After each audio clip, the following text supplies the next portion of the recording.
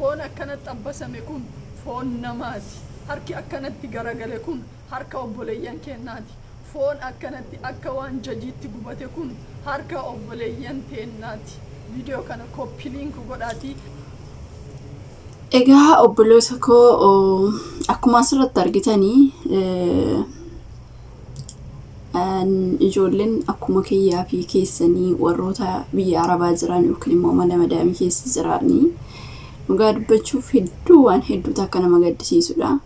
Ashima harka fuunee hordoftoota kabajamtoota chaanal YouTube as galatti jalatti argamtan jirtu bakka jirtanitti nagaan waaqayyo isiniif haa baay'atu jecha.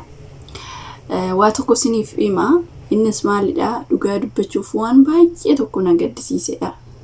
Maalidha yeroo baay'ee ijoolleen keenya harki isaanii kun beektanii ijoollee tokko kilooriksii akkasumas wantoota keemikaalaan akka harki isaanii ciccituuf akka baqa beektanii dhugaa hedduutu akka na jibbisiise sigdatii baay'ee tokko nama jibbisiisa. Garuu harka isaanii kana akkanatti harka namaa kana hin argitu miti. Harki kun harkuma akkuma kiyyaaf keessanii dalagachuudhaaf biyya Arabaa jiranidha. Ijoollee akkuma kiyyaaf keessanii hojjetaa jiranidha. Garuu mana iddoo nati jirtu gaariidha. Iddoo namni biraa jiru sun gaarii miti. Anama mana gaariin jira. Namni hundumtuu akka kiyya mana gaarii jira miti. Manni dhugaa dubbachuuf kan bineensa wajjin hin galutu jira jechuun hin danda'amu. Amma na jireetu isinitti himu. Garuu waa tokko isiniif dhaama. Namoonni gara seera qabeessan jirtan harki keessan kana dhugaa dubbachuuf tokkoffaa kun dirqama isaaniiti. Dirqama isaanii. Ani ijoollee aaraas ta'ii ijoollee afaan beekanis ta'ii ijoolleen afaan beekan akkana hin ta'u jedheetoo hin yaadu. Beektanii wanti ni jechuu barbaade yaa'u sodaarraa ta'uu danda'a. Wantoota dhugaa dubbachuuf hin beeku. Dirqama waan kana isinii guutuun dirqama. Mana koontiraataa taatanii shaamboo keessan waa hunduma meeshaa isin barbaachisu madaamin isinii guutuun dirqama. Kanneen akka baaliziinii, kanneen akka shaamboo, kanneen waa hunda waan isin barbaachisu dirqama isheeti. Kun immoo waraqatarra jira jechuudha. Waraqatarra jira. Siigalee.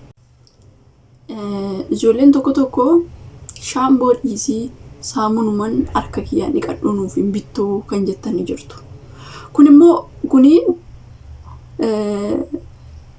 dirqama isheeti ko shaamboo sii bituun damoosa kee malee shaamboo sii bituu waa hunduma meeshaa si barbaachisu. Dubartii tokko amma fakkeenya meeshaa adda addaa hin barbaachisa. Meeshaa san hunda sii guutuun dirqama isheeti. Kun immoo ati seeraan dhufte waan ta'eef waraqaa sanirra ni jira. Sa'aatii riftii qabaachuu qabdaa. Sa'aatii hirribaa garuu akkasitti jiraataa hin jirru nuti. Akkasitti hojjetaa hin jiru. Sa'aatii keenya dabarsinee hojjenna. Sa'aatii 24 kan jedhu hin jiru seerri. Nu garuu akka waraqata irra jiru sanitti deemaa hin jiru. Humna keenya dabarsineetti hojjetaa jirra. Yaa ta'u isaayyuu misgaana kan hin jenne hin jira. Siigalee amma bakkuma hunda ta'ee hin beekan. Ijoollee tokko ni ilaalu. Ijoollee hundatu bu'aa jira.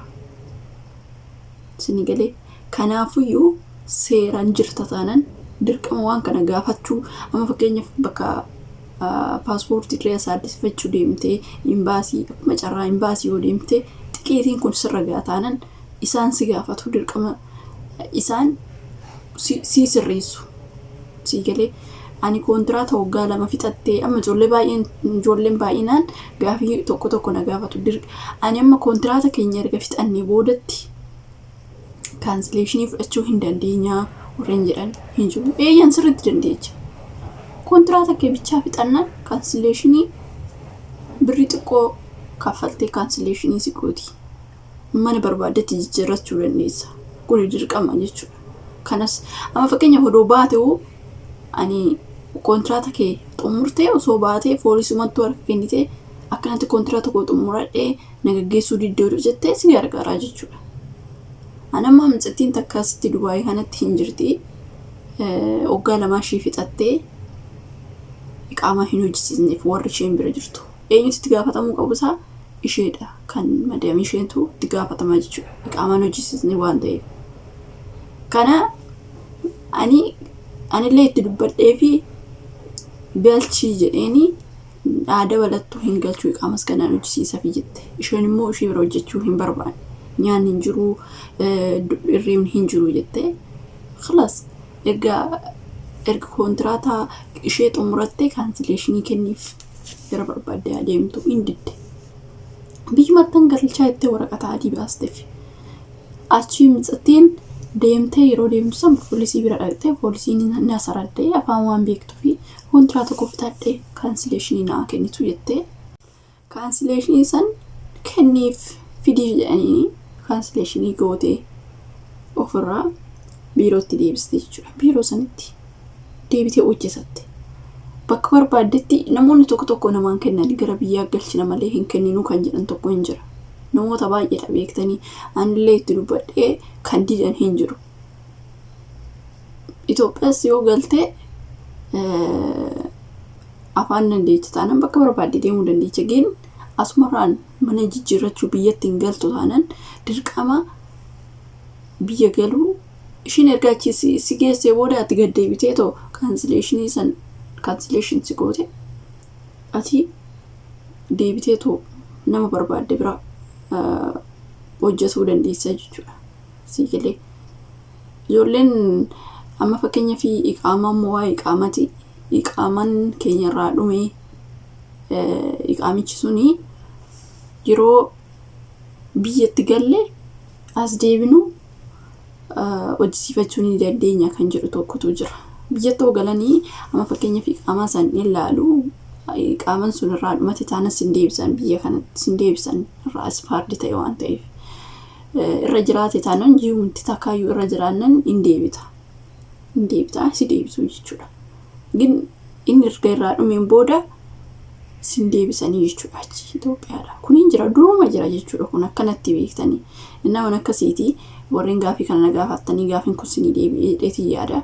Haa ta'u malee immoo bakka duraanitti yoo deebine ijoolleen akkasii ijoolleen seeraan dhuftanii dirqama kana dhugaa dubbachuuf bakka barbaaddan gaafattanii bakka barbaaddan deemtanii wantoonni asiidiin wantoonni akkanaa harka keessan eenyu jedhee dirqama isheen waan akkana kana sinii guutuu baannan bilbilattanii imbaasitti illee ta'ee wanto namoota furmaata siniif godhuu danda'u tokko biraan gaattanii kuni dirqama malee kuni dirqama ishiitti sinii galee waan kun bittaa wanti meeshaa si barbaachisu jechuudha damoosa kee malee. Ijoolleen tokko dubbiin barbaannu jedhanii kan damoosa ofiitti irraa kutanii damoosa xiqqishuma tana irraa kutanii fayyadaman ni jiru.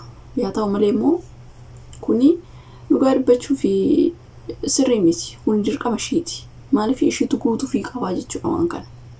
Malee dirqama namni sun damoosa kiyyarraa kutee bitachuu hin qabu. Maaliif kontiraatan jira ka ala osoo hin jiraadheessa mana ishee amma jirutti isheetu waa hunda sii guutaa jechuudha. Kun immoo waraqata rawaan jiruuf na akkasiin jira warreen gaafii kana gaafattanii kuni